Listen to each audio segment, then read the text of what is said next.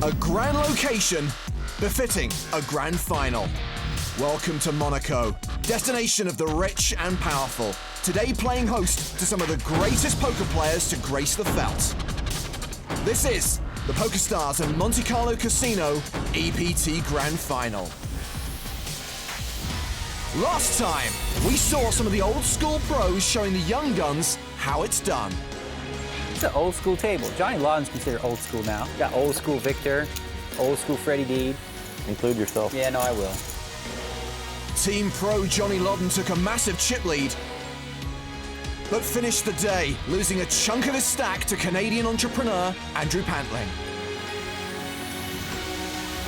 With the competition fierce, which of these 16 players has what it takes to make the final table?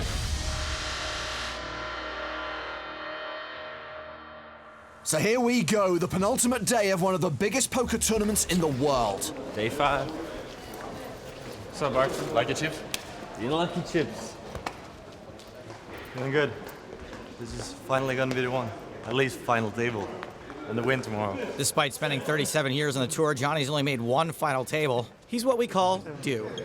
Wow, this looks good for me. Good, Steve on I got lucky, I and think. Jason on my two. Ooh, did I ever get lucky? You got lucky. Yeah. Real lucky, huh? Now, I know I have a tendency to exaggerate, but I don't think anyone could accuse me of hyperbole today when I say this is the best final 16 we have ever had in any EPT main event. You could maybe accuse me of hyperbole when I say my head just exploded. Well, I wouldn't be surprised if it did, because we have got Negreanu and Deeb going for the Triple Crown. We've got 2 former champs going for that second win. Don't forget the team pros. There's 5 of them, with Victor Ramdin looking to make his first EPT final table and 2 bridesmaids looking to catch that bouquet. One thing is for sure, we are guaranteed some awesome Day 5 action. Monte Carlo, I would say, by far the best stop on the tour. It's just an incredible arena. It is the championship event for the entire EPT tour. 16 players left, and look at these names. Amazing, amazing players. Some of the world's greatest poker players, competing for one of the most coveted titles, and a check for more than 1.2 million euros. This is poker at its purest. All my opponents are very tough players. I'm not going to underestimate them. The grand finals brings the best out of me. I play these tournaments because the competition is the best in the world. That's the reason why I play poker. I'd say that I've got my swagger back in a big way. I mean, I've just been focusing on fun and swagger. And when I focus on having fun, good things happen. I don't care so much if it makes everybody uncomfortable, because that's probably good for me anyway. If I'm yapping away in your face and that makes you uncomfortable, get some thicker skin. That's how I've always done it. Swagger, poker, Negrana. Well, Daniel Negreanu headlines our main feature table. He's joined on the stage by Ramdin, Cody, and Deeb, and the tournament chip leader, Andrew Pantling. The other table is home to 2 guys who've been runners-up on the EPT, John Juanda and Steve O'Dwyer, plus Lodden and Mercier. Plenty of other familiar faces still in the tournament, plenty of other interesting characters, with the blinds currently 10,000 and 20,000 with a 3,000 ante. Action on Jake Cody. Pocket Kings.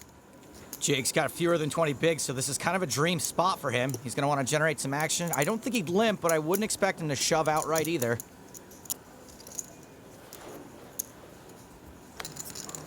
It's a min raise from under the gun, 40,000. Ace Queen for Freddie Deeb.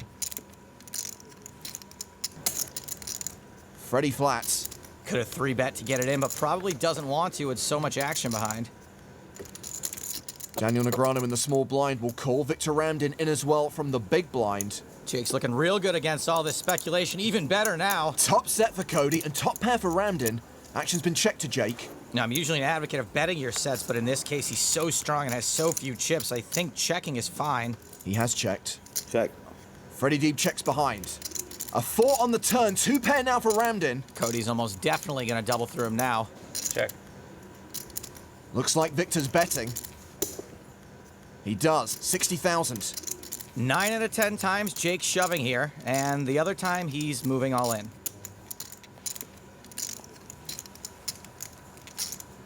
Yep. I'm on. There's the shove.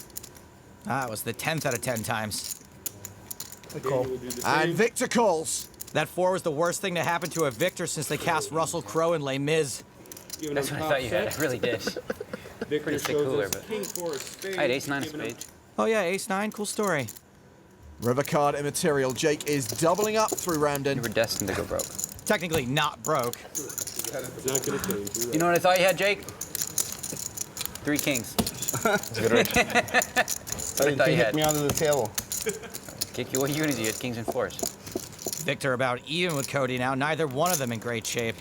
Well, let's head over to the other table where we've already lost Matthias Mulhausen. Goran Mandic has raised with Jack. Steve O'Dwyer has just re-raised with 3s. With a hand as strong as Jack's, we could easily see another bet go in here. Mandic qualified for this event online. Maybe we should get him a mouse. What's going on?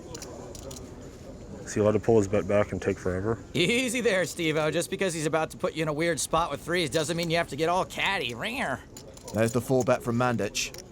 Steve is in an awkward spot now. Even though we know he's crushed, he could easily pile it in. Especially given any history they might have. Shipping a pair is never that bad. Sometimes you'll get a fold and you'll be racing a ton. I'm all in. O'Dwyer shoves. Now just isn't one of those times. And Mandic calls all in. Steve O'Dwyer is going to need the luck, the Irish passport. Mandic the player at risk, but he is a 4-1 favorite here. The flop. 10-5-4 with 2 clubs. Well, that's not a stellar flop for Steve. Mandic now close to a 9-1 favorite. Wow. Deuce on the turn. Wow, from 2 outs to 10. O'Dwyer looking for an ace-6 or 3. And it's a 6! The straight for O'Dwyer, and Mandic sent to the rail in 15th place. Collective groan. If changing your nationality to Irish brings that kind of luck, I am applying today. Still a really good run for Goran Mandic, who's in for pennies on the dollar. Yeah, I mean, I read the hand on Poker News yesterday where we 4-bet Freddie Deeb with King-9 off. Yeah, one hand from Poker News. That's a pretty good sample size to make your judgment, Steve. Nice one. 37,000 euros for Mandic and a ton of chips for O'Dwyer. Yo, build from there. All right. Okay. And go 2, 1, and then you can even do 1 right there. Wish I was Jason. And then another stack there. And then you can do the stacks, the yellows on top. I mean, if you want to make something nice. Jason Mercier is the Frank Lloyd Wright of chip stacking. Back to the main feature table. Cody and Deeb in the blinds. Action on Andrew Pantling. He folds. Noah Schwartz is out. Clyde Foe passes. Andrew Lichtenberger has pocket aces. Beautiful. Is he smiling? It's a raise from Lucky Chewy. Makes it 45,000. Jack 10 suited for Negreanu. Okay, bro. Yeah, no way Daniel's not playing this hand. He calls in the cutoff. Victor Ramdin folds the button. Cody in the small blind. Gives it up. Deeb in the big blind. Queen 9 off. He calls. 2 speculative hands. Freddie's extra speculative, but he was getting solid pot odds. Freddie flops top pair. Negreanu's up and down. Lichtenberger still ahead with aces. And Freddie is donk betting. I think Chewy should come in for a raise on such a wet board. I don't know if Freddie's donking his strong hands, and Daniel loves to peel. And I'm just talking about his love of fruits and vegetables. Lichtenberger calls the 85,000. Okay, yeah, but seriously though, when I say peel, I mean that Daniel likes to call a lot of flops, and it makes it really tough to know where you're at against him when he does. Sign language for the hearing impaired. I'm not sure what Daniel's thinking about. He's almost always calling in this spot. All right. There we go. 3-way to the turn. And that turn card is a 7, giving Negreanu the straight. Check. Freddie's not betting again. Daniel got there, but Freddie and Andrew both picked up flush draws. Action checked to Daniel, and he bets 205,000. See ya, Freddie. He's out. Chewy's never folding an overpair in the nut flush draw, so when Daniel bets here, Chewy could easily stick it in. Feeling comfortable right now. See? You can tell by my energy. Relaxed. What does that usually mean? Huh? What? Dang! As soon as I start yapping, he goes in. Oh, man. No way Daniel's folding to such a small raise. Nah. It's tough decision. I'm gonna need a minute. Really? Very difficult to figure this out. Because you check the turn. I guess you do that with the ace high flush, right? Why would you raise me now? I guess you would, yeah. Would you raise the flop with the ace high flush? That's the big debate going on in my head right now. 530, right? I don't think I'm gonna throw it away, but this is kind of annoying. It's half the stack. Daniel's going through the motions worse than Hangover 3. Well, you have to have it. I don't think I can fold, though. Nice hand, bro. Daniel makes the call. Got it. Showdown. Bit of a nit roll. Pocket aces. All right, hold him. As far as Daniel's concerned, the other lyrics of that song doesn't exist. He's got to dodge a club. Ask and ye shall receive. Called the deuce of hearts. Were you hearing me saying deuce of hearts? This game is getting crazy. Sorry about that. Will be eliminated in 14th position. Were you here? Did you hear me saying deuce of hearts? It's getting crazy how often I'm doing that lately. Lucky Chewy eliminated in 14th place. He'll collect 47K. Sucky, Chewy. I've been doing that so much lately, I feel like I know what's coming. Do you ever feel that way? Like I'm in a zone where I feel like I know what cards are coming. That's creepy. I know what's coming. Ad break.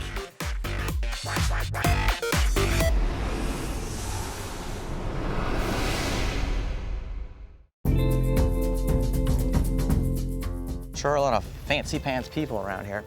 Speaking of which, I almost forgot the piece de resistance. Oh, how ridiculous. What is that? Well, it's classy, and we're in Monaco. Seriously? I mean, they invented it here. No, they didn't. Then why do they call it that? What do you actually think that is? A Monaco. It's a monocle, not a Monaco, a monocle. You're a monocle.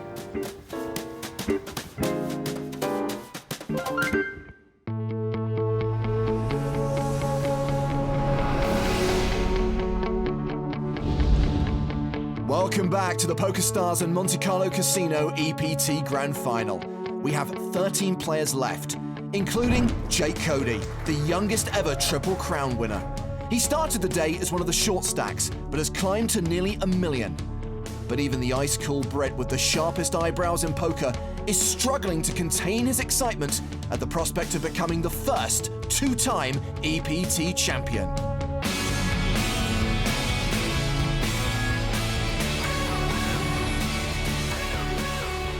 I think just the stage, the occasion is just incredible, and this would be, without doubt, the greatest achievement in my career.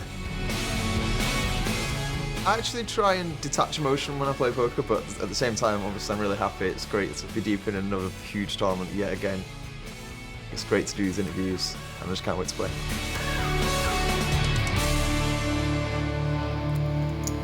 It's amazing that Jake manages to go deep in so many tournaments and be the lead singer of the White Stripes. He's got ace 10 of clubs on the button. Cody with a strong hand in the strongest position. Raises to 41,000. Freddie Deeb in the small blind. King 10. Freddie is dominated, and not just by gravity. He calls Cody's raise. Andrew Pantling in the big blind has ace-jack. And Pantling's got Jake dominated. He's got a massive stack, and these two are apt to be raising and defending fairly wide, so I could easily see a third bet go in. That is a re-raise from Pantling. A 3-bet to 140,000. I think Pantling's looking to call an all-in if Jake shoves. Although I do think this is a fine spot to play the hand in position.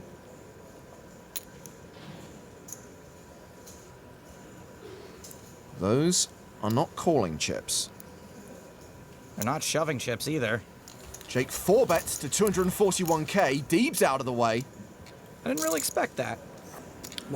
Pantling shoves. Well, we know Jake is dominated, but I don't see him 4-bet folding this very often. He does fold, and it's a good fold. Wow, I think the better move in general there than 4-bet folding is to call a 3-bet and take the flop in position, but Jake did get away without getting stacked. More chips for the chip leader. Daniel, hell of a guy, found a vegan food place and is ordering for anybody that wants some. I don't want to say the food in Monaco is expensive, but they only have 3 kinds of eggs at breakfast. Large, extra large, and Fabergé. Over at the other table, Jason Mercier has picked the wrong time to 3-bet the hairy beast. Steve O'Dwyer has kings. Yeah, speaking of grocery shopping, Steve O'Dwyer has got the goods. O'Dwyer will respond to Mercier's re-raise with another bet. A 4-bet to 330k. Oh, really? No, O'Dwyer. And Mercier folds as ace-8. Jason may have position on Steve, but it's not working to his advantage today. O'Dwyer is beating up on him and the rest of the table. E06 and SO3. Man, vegan food even sounds unappealing. I thought you couldn't eat food with a face. Now you can't even eat food with a name? Blinds are up to 12,000 and 24,000 with a 3,000 ante. Action folded around to Ramdin. Ace-9 suited. Victor raises to 51k.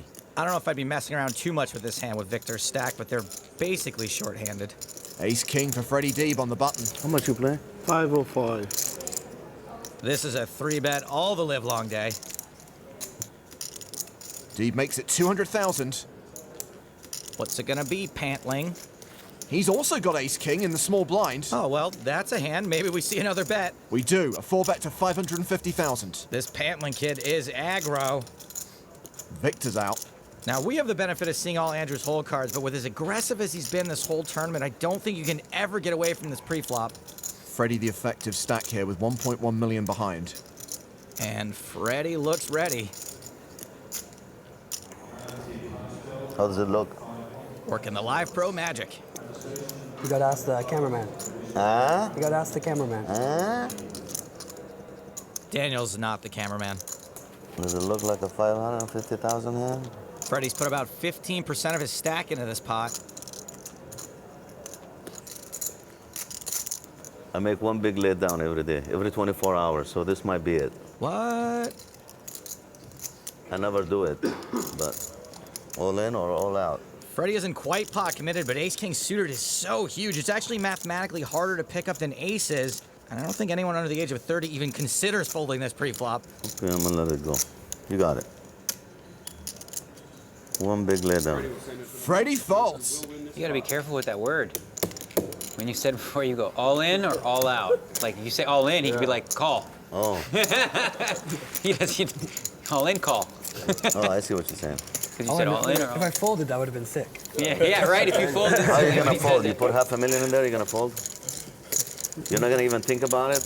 Yeah. Come on. To be fair, Pantling had 2 flush draws and Freddie only had 1. It's a sick lay down that I made. Serious. I believe you.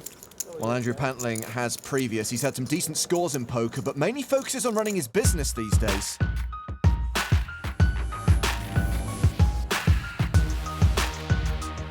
I'm in the sports betting business. We have betting exchange. It's where people exchange sports bets like they do stocks. So I work on that full time. I enjoy it. I'm very fortunate to do what I love. Being a manager, you have to make a decision. You have to stick with your decision, right or wrong, and you have to live with it. You're not always going to get it right. And it's the same way at the poker table. You have to be confident, and you're going to make a mistake, but you got to push on and carry on. Well, the action is on Andrew Pantling after a button raise from Jake Cody and a call from Freddie Deeb in the small blind. See how he carries on here. This is a squeeze, a 3-bet to 175,000. Cody's out. Deeb not folding so quickly. Seems like Deeb may be in a bit of a free fall now. Calling a min raise out of position with ace-5 is a little sketch. But calling a 3-bet with it is a bigger mistake than ordering a hot dog at a movie theater. Heads up to the flop. Queen 9-4, 2 diamonds. Pantling 7, still good. This flop could get Freddie a free card at least. Check. Checks to the razor. And Pantling will check behind. Deuce of diamonds on the turn gives Freddie a gut shot and the nut flush draw. Other than an ace, I don't know that a better card could have hit for Freddie. Check. Except for maybe a greeting card that says, don't call 3-bets out of position with ace-5. Love, Joe. Pantling checks a second time. River card for free. It's a 5. Freddie now with a pair. Pantling with plenty of showdown value. Freddie's betting 150,000. He might actually think his 5 is good. Sounds like most men after 3 beers. Not only does Freddie think it's good, but I think he thinks he's value betting. I don't think Pantling can fold 2 7s getting this price. He doesn't fold, he calls. You got a 5.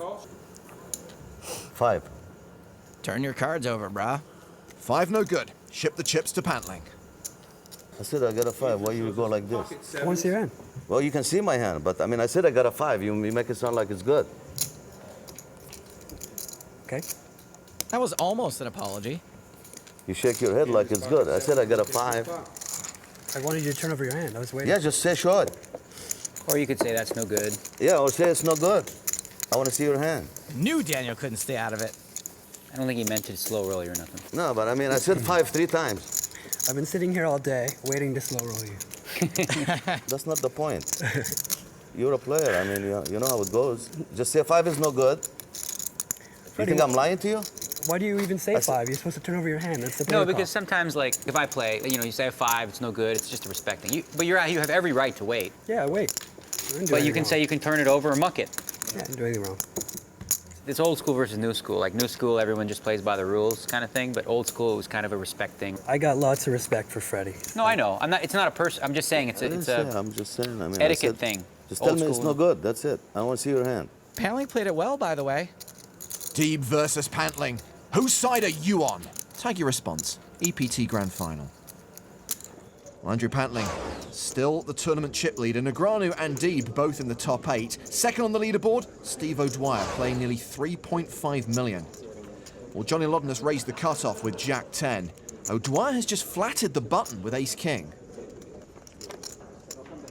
The flop, Queen 10-7, all diamonds. Plenty on this flop to keep things saucy between these two.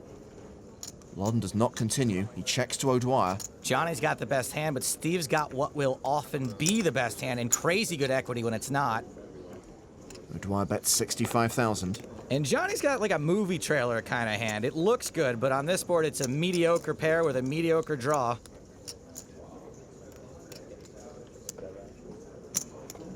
He calls the bet. The turn card is the deuce of clubs, changes nothing. Johnny checks a second time. Steve's able to keep firing, semi-bluffing at this board with impunity. He bets 150K. Johnny might feel compelled to call simply because of Steve's huge stack, but he's playing a brutal guessing game no matter what hits the river. A more brutal guessing game than what number am I thinking of? Lodden calls the 150. 584,000 in the middle, and the deuce of diamonds on the river. Both players with a flush. O'Dwyer's is better. This could be a shame. Lodden checks a third time. How is it that Steve O'Dwyer walks around like this and somehow Lichtenberger gets the nickname Chewy? O'Dwyer now betting for pure value, 235,000. Lodden quickly calls. And the Wookiee takes the Millennium Lodden on the value run, 235,000 parsecs. That has gotta hurt. Johnny. What? Johnny, you still have to pay him. I'm sorry. Lodden, a former tournament chip leader, now among the short stacks. O'Dwyer winning a pot there with more than $1 million in it. And I think he is getting hairier because beast mode continues. Sick river. Hey, at least the food is here. If you can call it food. Is ours down there? I had the tofurkey soywich with Fakin, and Hardigan had the foie gras.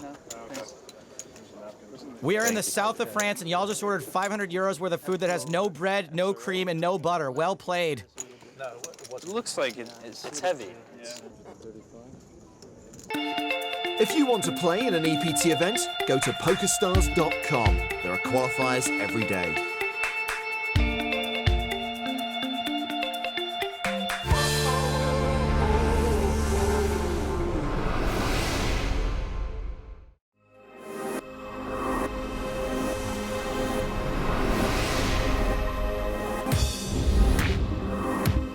Just 13 remain at the PokerStars and Monte Carlo Casino EPT Grand Final.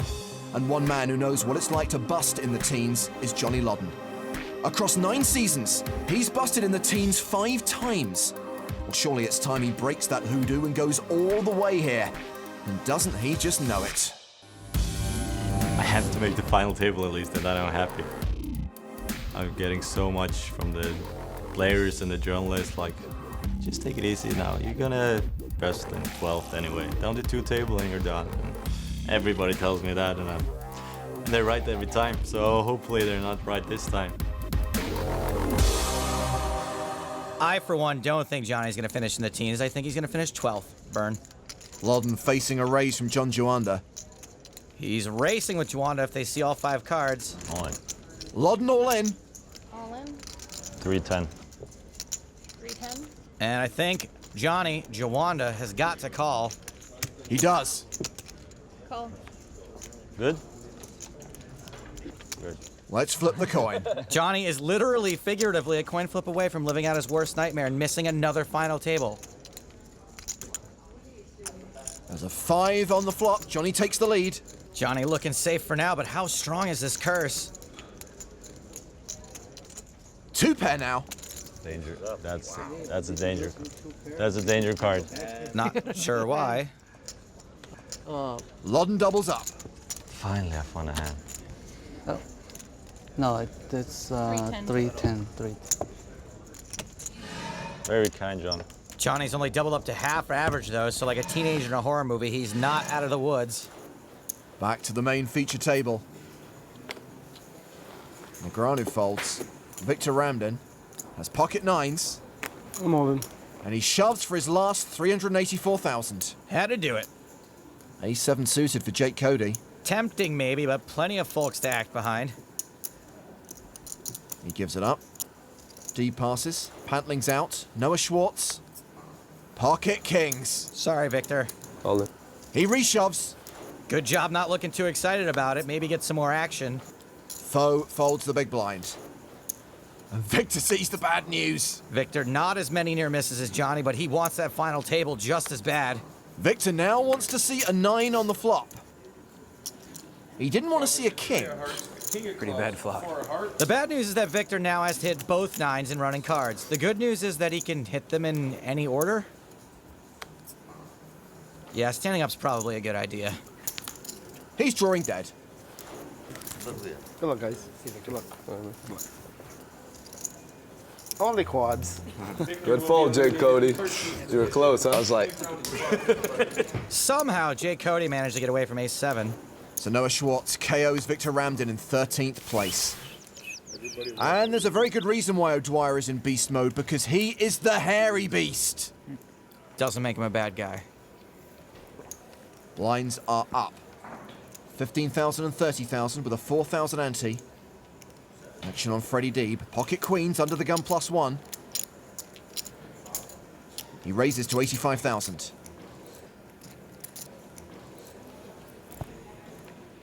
Foe folds the small blind. Negreanu's in the big blind. 85's a bet. Ace-9 off. Daniel is defending. Yes? He's got a belly full of soy, so he's gonna be feisty now. And these two guys are both so old school, I bet they talk on one of those phones with a finger wheel. And I'm checking. Never know what'll come. Let's see what the flop look like. Negreanu checking in the dark. Ace-9 deuce. Let's go check. I like the check back. Tough for him to get action from worse hands. 8 on the turn. Daniel still with top 2. And it looks like he's gonna try to get some value now. Into a pot of 209,000. He bets 114,000. Totally standard for Freddie to call. Lots of hands Daniel would start betting the turn with.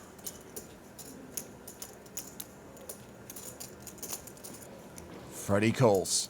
So old school, they probably used to send each other letters. The river is a blank.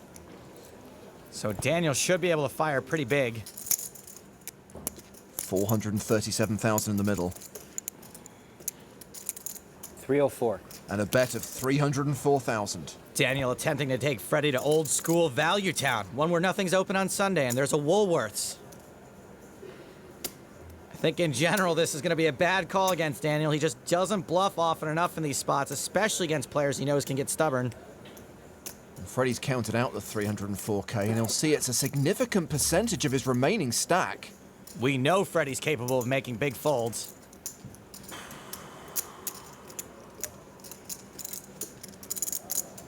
Michael. But not this time. I think Freddie might be starting to get frustrated.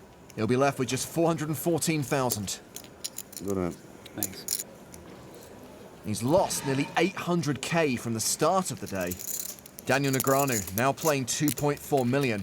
Well, today, he's one of the most famous faces on the poker circuit, but everyone has to start somewhere. And in Daniel's case, that was his local card room in Toronto, Canada.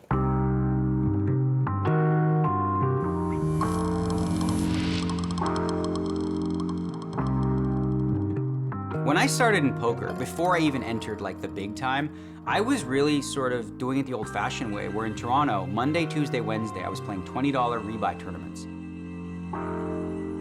So I was really honing my skills, and we played pretty deep stacked, so I was pretty comfortable in those environments. I remember my first World Series of Poker event. That was a little nerve-wracking for me, because I'd been there for 3 years and never had enough money to play it. It took me a while to get comfortable, especially my first table. Johnny Chan, Eric Seidel, Men the Master Win, Dan Harrington, all these guys. It was like the toughest table ever. But I found that after a couple hours, you know what? I'm holding my own here. And now I'm down to 2 tables. And now I'm at the final table. And now I won. The first ever event I played at the World Series of Poker, I actually won. I didn't even grasp it at the time. I was the youngest ever, 23 years old. And it was 5 years till I won another one. So it was a very special moment for me that I look back on and think, wow, that's pretty crazy.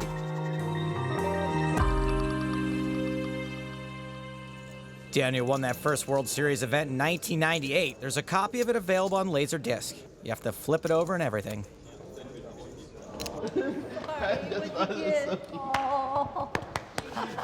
I gotta be happy, you know? Yeah? What'd you get? Yeah, I got 47. I went out 13th. 13. Oh my God, I just realized it's the ugly 13. I know. Oh my God. I just realized. I think he means unlucky 13th. Well, Clyde Foe has just gone in 12th, so we're down to our final 11. Grant Levy and Freddie Deeb are the 2 short stacks right now. At the opposite end of the spectrum, Andrew Pantling and Steve O'Dwyer, both with more than 3 million each. Whoa, monster flip alert!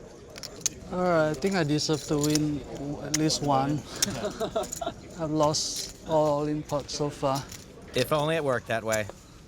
All right, maybe deserve is a strong word. I'm hoping to win one. 2 of the biggest stacks in the tournament racing here. And O'Dwyer's 10's holding so far. Juanda's got 2 more shots to hit an ace or a king and avoid going out around a huge final table bubble. Make that 1 more shot. 6 outs for Juanda. A 14% chance of survival. He busts in 11th place. All right, good luck, guys. Would have been an awesome face to have at the final table. 2 more eliminations, and we have our final table. Steve O'Dwyer, brave man going in for that handshake. Good game. Classy. I'd say Juanda looks shell-shocked, but he kind of always looks like that. And Steve O'Dwyer is the new chip leader with more than 4.3 million. Back at the feature table, it's sweat time. Daniel Negreanu is the subject of the exercise. We're only going to see his hole cards. What happened then? I tell myself jokes sometimes, but they're not appropriate for TV. That make me laugh. I make myself laugh. Buddy, if it's the joke about 6 being afraid of 7 because 7, 8, 9, it's fine. We're on after Watershed. Negreanu has king, queen. Sure, we want to raise this up. Yep. 64,000 to play. Jake Cody on the button. Is calling. He could be pretty wide on the button. Freddie Deeb folds the small blind. Andrew Pantling in the big blind. Okay, so what I've seen of Andrew Pantling so far is that he squeezes a lot with anything decent. He's just calling here. So my guess is that his hand might be less than decent. 3-way to the flop. Ace, Jack, 8. Pantling checks. We've only flopped a gut shot. Negreanu does not continue. He checks as well. And believe it or not, I'd actually like to see us check fold to a stack Jake's size. Once we've checked, that is, a C-bet would have been fine.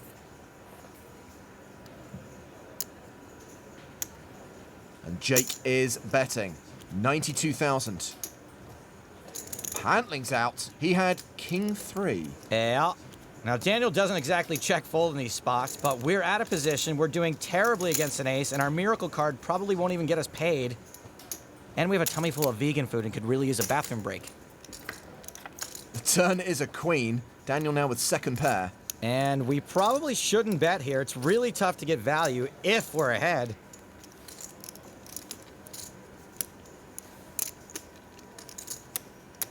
Daniel does bet 204,000. And this is a half-pot bluff, actually. Looks like we're trying to get Jake off a medium ace or a hand with reasonable equity. So if and when Jake doesn't fold here, I think we're ahead not very often at all. Jake possibly slightly confused why Daniel wouldn't continue on the flop and then bet the turn. Not confused enough to fold. Counts out the call and makes the call. 819,000 in the middle. The river is a blank. And I think this blank is going to make it tough for us to get Jake to fold anything he was calling with on the turn. Daniel checks. Jake checks behind. Queen. Showdown, please. Queen, no good. Top pair for Cody. Jake was double gutted on the turn. Not much shot he was folding. I think we could have lost more. Then again, I think we could have also lost less. Every pot Daniel loses, with it goes a little more of his mind.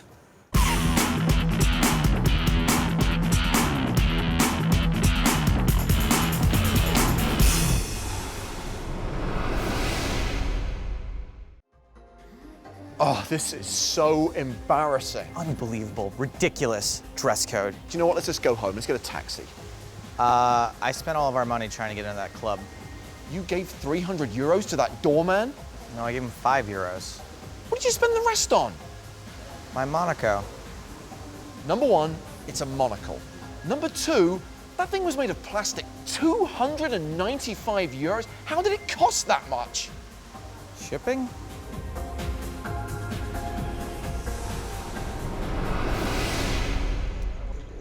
Welcome back to the PokerStars and Monte Carlo Casino EPT Grand Final, where Johnny Lodden is all in. He shoved over the top of Vasily Fursau's virtual all in.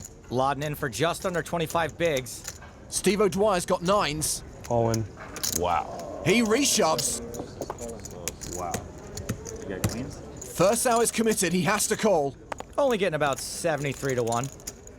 Boom. O'Dwyer's got them both covered. 2 players at risk here. Oh, don't show ace something. Sizable side pot. I'm sorry, but I'm rooting for Steve. Steve is also rooting for Steve. He's got excellent equity 3 ways. And this could be a double elimination to get us down to the final 8. How can you have a 9 going? Johnny Lodden somehow eked past the teens, but again, he's got a real shot at missing this final table. Johnny needs to hit an ace or a queen. Fursau needs to hit an ace and a 5. Wow. But there's a 9 on the flop. And that pretty much seals the fate of Johnny Lodden and Vasily Fursau. It's over, Johnny. It's over. Mercier off to share the good news. We're done, guys. Really? Final table. Done. You did not. No, not me. O'Dwyer. There's 2 people gone though, really? I mean, unless they catch runners. Every time. Lodden's so sick of bubbling final tables. Oh. Dude, that is a runner. The aces can make a straight now. A 3 on the river, and it is a chop! No way. Jinx. What happened? All right, never mind. Do we have 9 or 10? It was 9s against ace queen, ace 5. It came 9-5 deuce, and then 3-4. So both aces split? Chop, yeah. Oh, So cool. Still 10 left. Oh, wow, awesome. Sorry, I spoke too soon. You certainly did. Oh my god, bro. Yo, is that real? What the hell? 207. Take control of the... I get 204 and he get 203. You guys are witnessing the sickest hand in EPT history, probably. You know, I have a mathematical brain. When I see 99%, I assume it's gonna win. Not that mathematical, Jason. O'Dwyer was only 98%. I didn't expect that one. Normally I would sing the song, but I don't think it's particularly appropriate on this occasion. Steve O'Dwyer's certainly not a fan of that chop pot. Looking to make his 4th EPT final table. He's been a runner-up once before on the tour and is looking to exorcise his demons here in Monaco. Being so close 3 times previously, really would like to close this one out and win this one, so I can stop thinking about the ones that I missed out on. And also, how about because it's the grand freaking final? Vasily Fursau still short. King Queen in the small blind. He shoves. Still not even 10 BBs. I'd call. Grant Levy calls. Levy's won a number of big tournaments in his home country of Australia, including the first ever APPT Grand Final. And he puts Fursau at risk. Ace of diamonds. Standard shove, standard call. Wonder if he'll accept the ace of hearts. It's for everyone. Maybe 10 one time. No? Why? Couple of runners work too. And it's got to be the 10 now. There are 4 of them. 9% chance for Fursau, but it's a 7 on the river, and he's out in 10th. Ни одного алына не проиграл. No алын. No loose алын. Sorry, Grant, get back to your tablet. It's just the grand final. Don't want to keep you from catching up on Mad Men. So with Fursau's elimination, the remaining 9 players will draw for seats around the unofficial final table. Okay, yeah. And we're going to count everybody. I wouldn't wait for the award ceremony just yet, Johnny. Official EPT final tables are 8-handed, and we are at 9. Poker's a sick game. Left side, strong side, left side, strong side. Anybody know what movie I'm talking about? Yeah. Remember the title. Yeah, there you go. Great movie. O'Dwyer knows what I'm talking about. And Steve leads this very impressive final 9 by a decent margin. He has close to 5 million in chips, and he has position on the other monster stack, Andrew Pantling. The player at immediate risk, Freddie Deeb. Right now, he's short. So when we lose another player, we'll stop for the day and come back for the final table tomorrow. That is really annoying.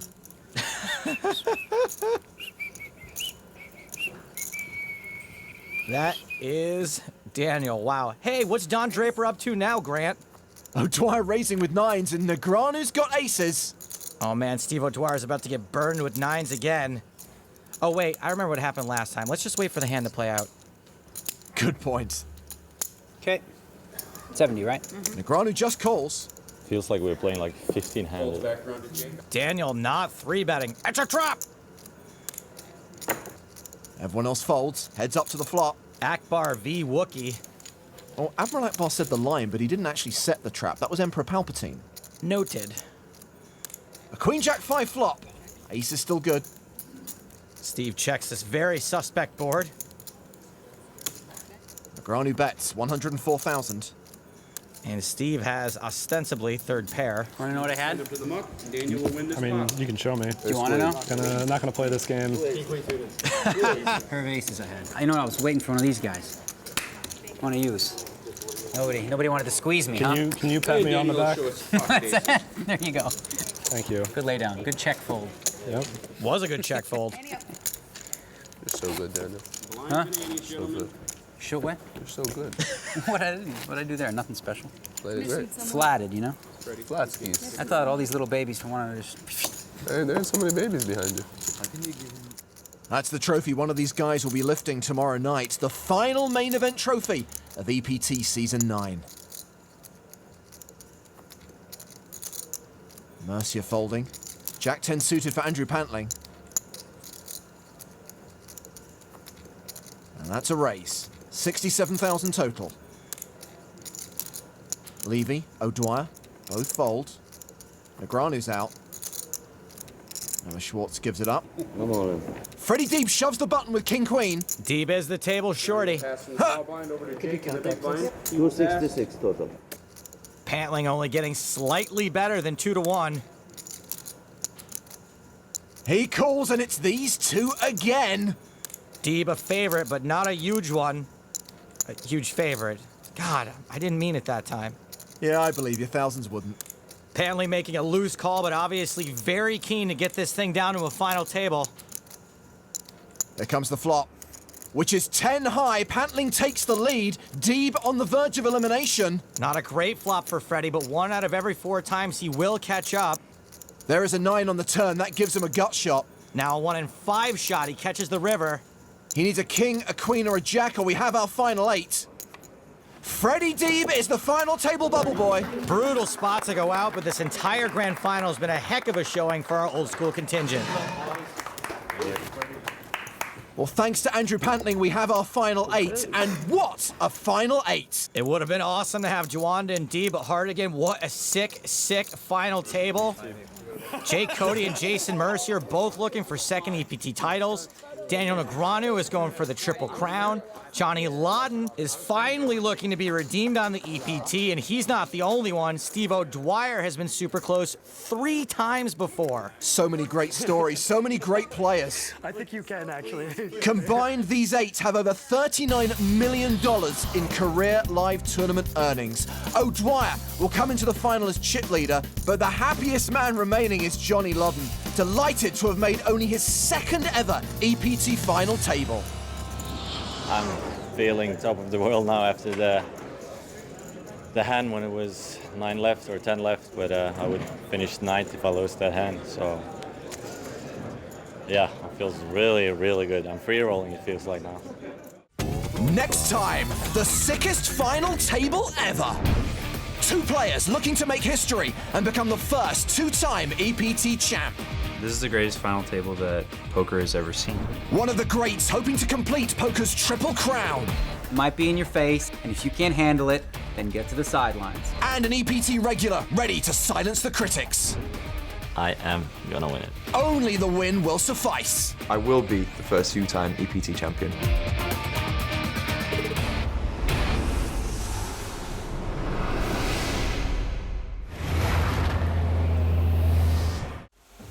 Keep searching that fountain until we have enough money to pay for a taxi home.